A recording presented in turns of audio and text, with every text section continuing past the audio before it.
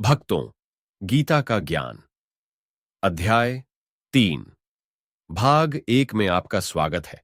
अब आनंद लेते हैं आगे के संवाद का। भगवान श्री कृष्ण जी अर्जुन से कह रहे हैं। अर्जुन ने कहा, हे जनार्दन, हे केशव, यदि आप निष्काम कर्म मार्ग की अपेक्षा ज्ञान मार्ग को श्रेष्ठ समझते हैं, तो फिर मुझे भयंकर कर्म युद्ध में क्यों लगाना चाहते हैं? आप अनेक अर्थ वाले शब्दों से मेरी बुद्धि को मानो मोहित कर रहे हैं। अतः इनमें से मेरे लिए जो एकमात्र श्रेयस्कर हो, उसे कृपा करके निश्चय पूर्वक मुझे बताएं, जिससे मैं उस श्रेय को प्राप्त कर सकूं।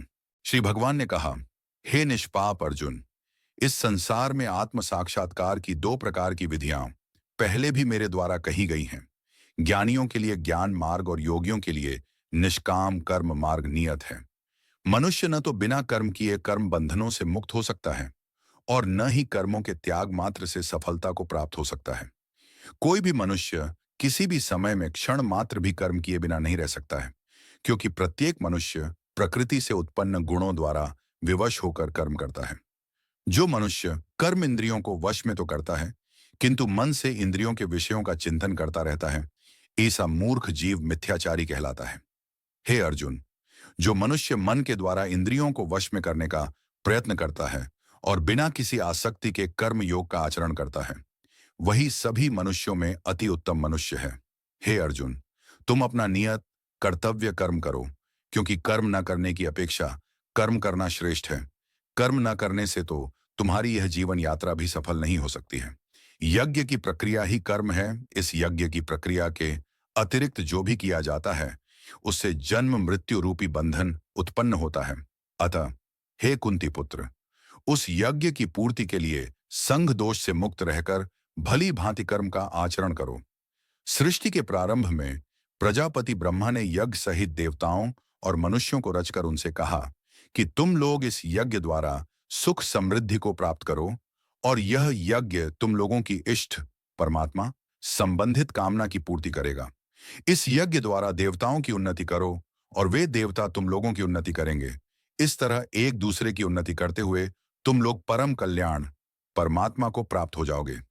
यज्ञ द्वारा उन्नति को प्राप्त देवता तुम लोगों की सभी आवश्यकताओं की पूर्ति करेंगे, किंतु जो मनुष्य देवताओं द्वारा दिए हुए सुख भोगों को उनको दिए बिना ही स्वयं भोगता है, उसे निश्चित रूप से चोर समझना चाहिए।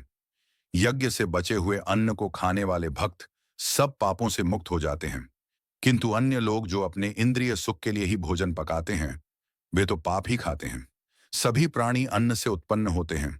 अन्न की उत्पत्ति वर्षा से होती है, वर्षा की उत्पत्ति यज्ञ संपन्न करने से होती है, और यज्ञ की उत्पत्ति नियत कर्म के करने से होती है। नियत कर्मों का विधान वेद में निहित है, और वेद को शब्द रूप से अविनाशी परमात्मा से साक्षात उत्पन्न समझना चाहिए। इसलिए सर्वव्यापी परमात्मा ब्रह्म रूप में यज्ञ में सदा स्थित रहता है। हे प्रथापुत्र, जो मनुष्य जीवन में इस प्रकार वेदों द्वारा स्थापित यज्ञ चक्र का अनुसरण नहीं करता है, वह निश्चय ही पापमय जीवन व्यतीत करता है। ऐसा मनुष्य इंद्रियों की तुष्टि के लिए व्यर्थ ही जीता है।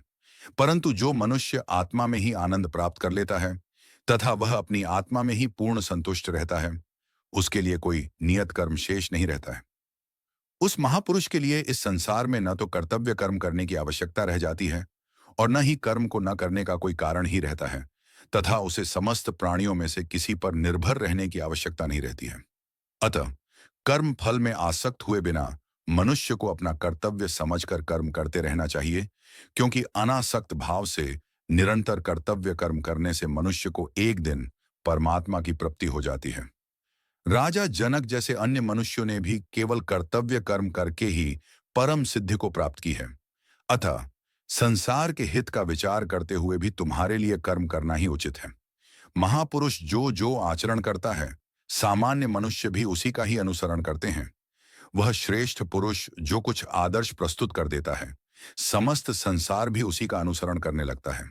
हे प्रथापुत्र, तीनों लोकों में मेरे लिए कोई भी कर्तव्य शेष नहीं है। न ही किसी वस्तु का अभाव है, न ही किसी वस्तु को प्राप्त करने की इच्छा है। फिर भी मैं कर्तव्य समझकर कर्म करने में लगा रहता हूं। हे पार्थ, यदि मैं नियत कर्मों को सावधानी पूर्वक न करूं, तो यह निश्चित है कि सभी मनुष्य मेरे ही मार्ग का ही अनुगमन करेंगे। इसीलिए यदि मैं कर्तव्य समझकर कर्म न करूं तो ये सभी लोग भ्रष्ट हो जाएंगे।